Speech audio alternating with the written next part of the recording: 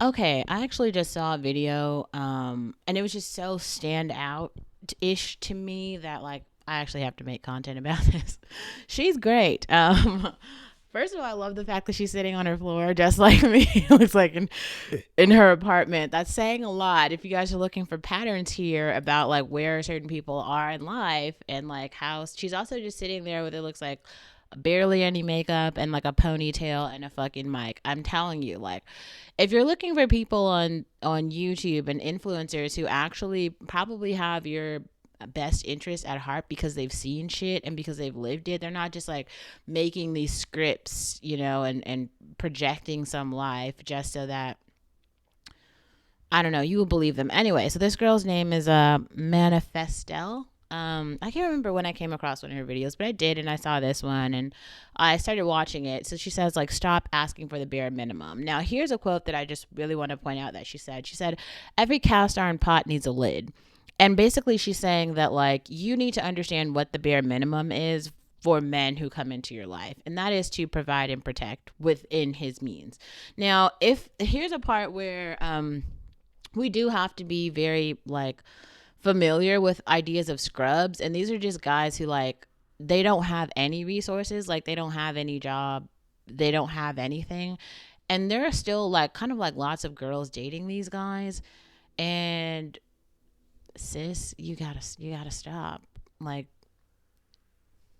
like you just don't need companionship that bad. If you need companionship, come here, come to my channel, go to her channel, type shit in the comments. Like we will honestly like reply.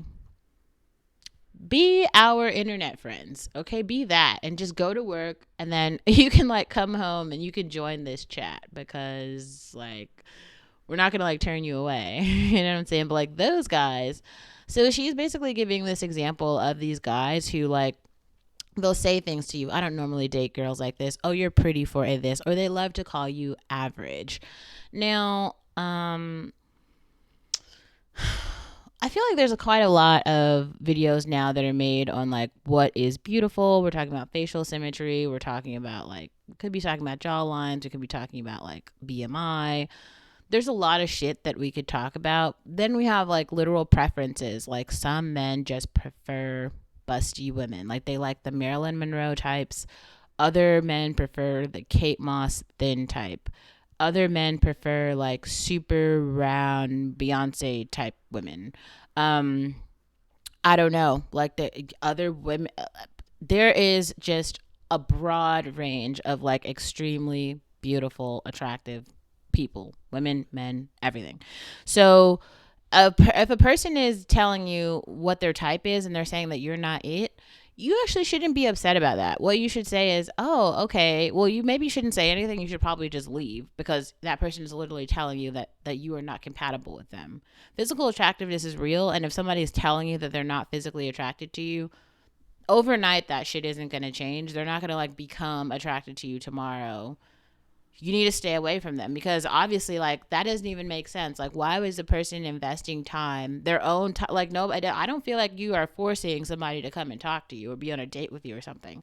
So they are choosing of their own free will to like tell you that you're not attractive. That's strange. Something is wrong with that person.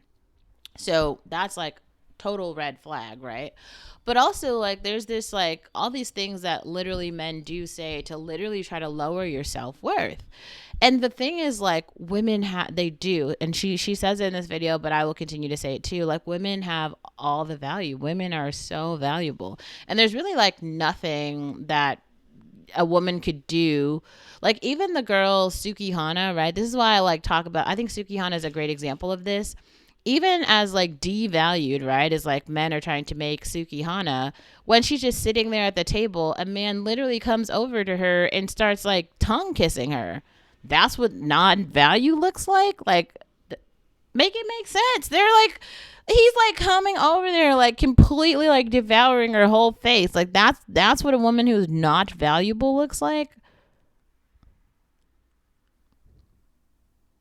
Just stop and really think about that. Like that's what actually happened. Nobody forced that man to do that. He did it on his own free will. because there's certain things about biology and there's just things about being a woman. And I think you just have to realize, like, as a woman, and sometimes this can be very hard, you have to advocate for yourself. Like, you have to advocate for yourself. You just have to. Even if you don't want to, even if it seems scary, even if it seems difficult. The reason that you have to do it is because you want to.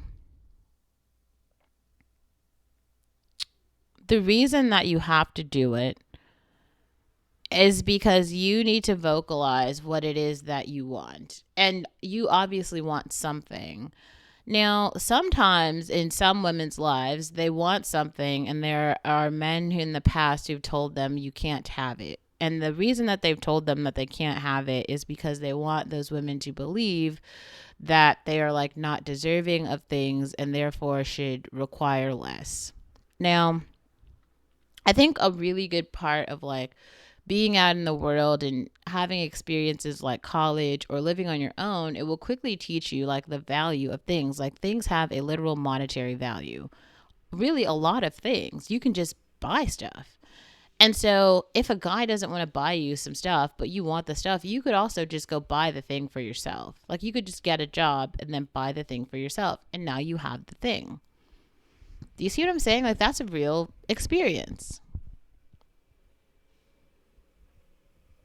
That's real.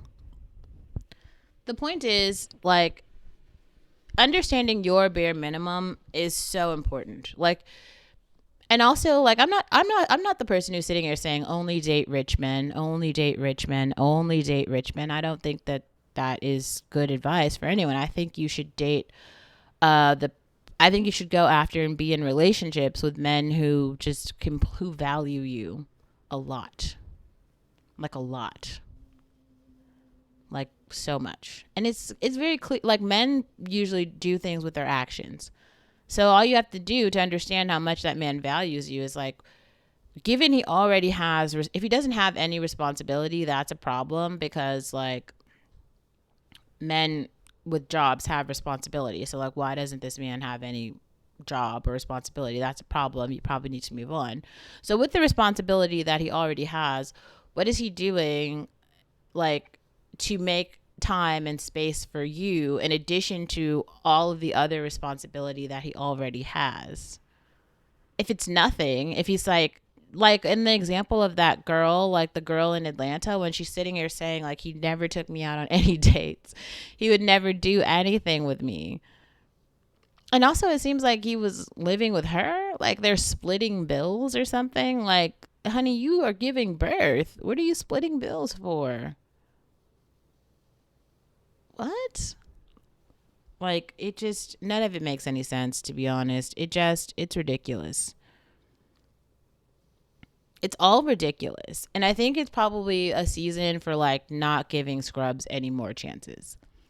I think I understand sometimes you go through a period where you're like, oh my God, I'm lonely, I'm this, I'm that. Oh, I just want some I just need some companionship. Even though I feel like the Sabrina Claudio song that I covered talks about that. In my honest life, I don't feel that way. I don't feel that way. I do like the song. I like the vulnerability of the song. Maybe the words, if I were to write them, would be a tad bit different. Okay, but let's go back for a second. So what I'm saying is like, man, it is just really important for women to value themselves. Yeah, it's important for women to value themselves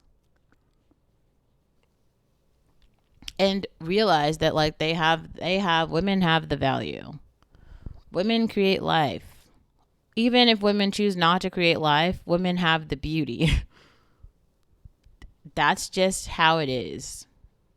That is just like how it is. And there's like nothing that like, you know,